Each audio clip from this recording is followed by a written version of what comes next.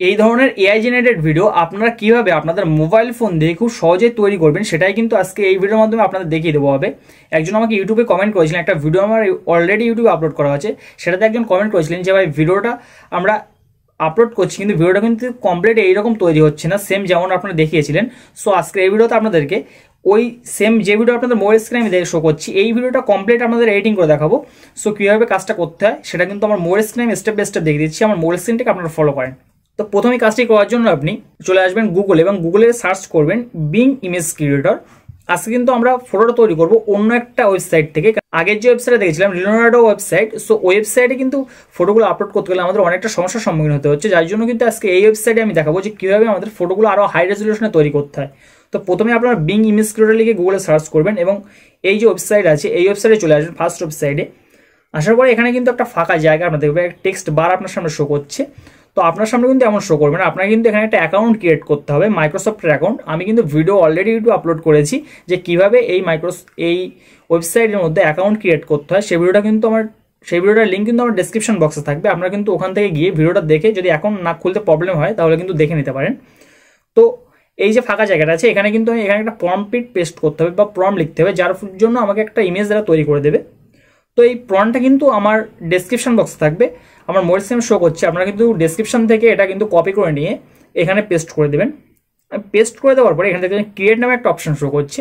So এই create option আমি click করব এবং ক্রিয়েট অপশনে ক্লিক করার পরে একটু ওয়েট করতে হবে আমাকে, এবং নিচের দিকে দেখতে পাবো যে আমার কিন্তু ফটো তৈরি হয়ে গেছে চারটে মতো। সো এই চারটে ফটোর থেকে আমি যে কোনো একটা ফটো আমি ক্লিক করব এবং এখানে নিচে দেখতে পাচ্ছি যে ডাউনলোড আইকন আছে। সো ডাউনলোড আইকন থেকে আমি কিন্তু ফটোটা ডাউনলোড করে নেবো। এবং আরেকটা কথা এখানে বলে রাখি, এখানে কিন্তু প্রতিদিন আপনি 15 বারের বেশি ফটো জেনারেট করতে পারবেন না। তো প্রতিদিন আপনি এখান থেকে 60টা করে ফটো খুব ভালোভাবে জেনারেট করতে পারেন এবং প্রতিটা ফটো কিন্তু কোনো রকম ঝামেলা ছাড়া এডিটিং করা যায় এখানে। সো আপনি কিন্তু এই ওয়েবসাইটটি ইউজ করতে পারেন। সো ফটোটা এখান থেকে আপনি ডাউনলোড করে নেওয়ার পরে আপনার গুগলের সার্চ বারে আবার চলে আসবেন। এবার আপনি গুগলে সার্চ করবেন runwayML.com লিখে। এখানে runwayML.com লিখে সার্চ করার ফার্স্ট একটা ওয়েবসাইট আপনার সামনে ওপেন হয়ে যাবে।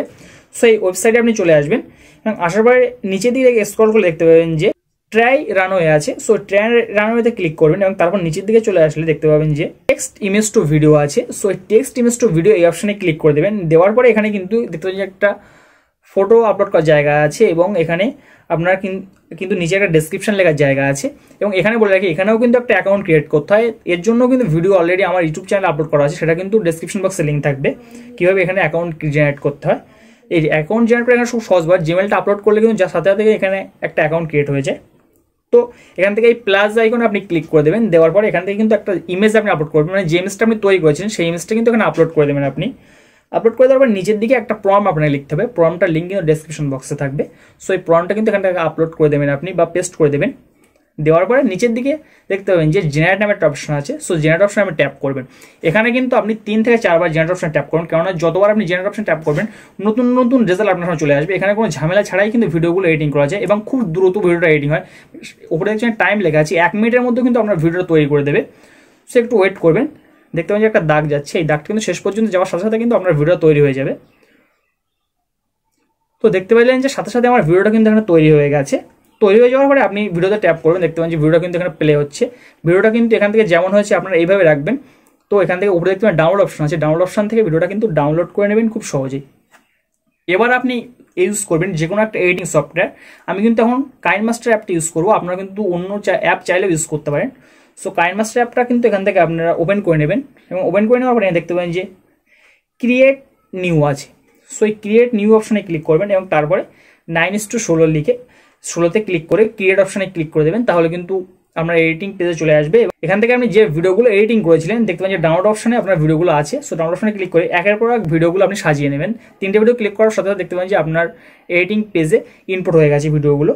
তো এখান থেকে ভিডিওগুলো নিয়ে আসার পরে আপনাকে এবং এখান থেকে আপনি একটা করে ভিডিও সিলেক্ট করবেন, মানে ভিডিওটা সিলেক্ট করছি, সিলেক্ট করার পরে দেখতে পাবেন যে এখানে নিচের দিকে একটা অপশন আছে প্যান অ্যান্ড জুম, এই অপশনে ক্লিক করবেন।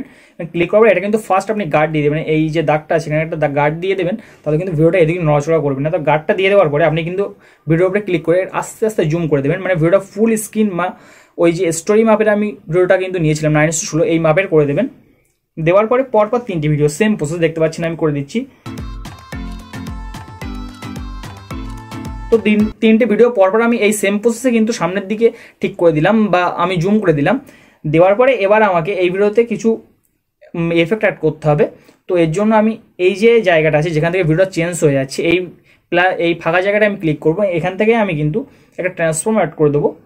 তো এর জন্য আপনি দেখতে পাবেন যে ক্লাসিক ট্রান্সফর্ম আছে নিচের দিকে এবং তারপরে ক্রসফুলি আছে। তো এই ক্রসফুলি অপশানে ক্লিক করবেন। এবার তারপরে পরেরটাই কিন্তু এই সেম একই এফেক্ট দিয়ে দেবেন আপনি।